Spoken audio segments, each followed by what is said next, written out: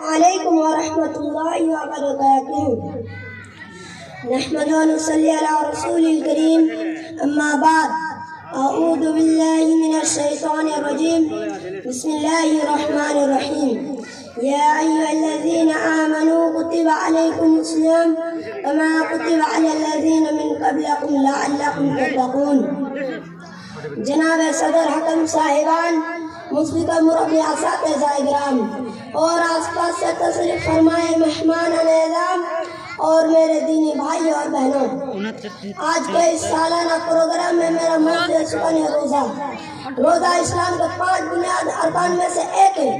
اللہ تعالیٰ قرآن مجید میں ارشاد فرماتا ہے: یا ایھا الذین آمنوا کتب علیکم الصیام کما کتب علی الذین من قبلکم لعلکم تتقون.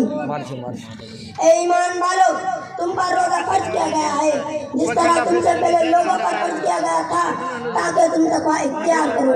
روزہ صرف بھوکا پیاسا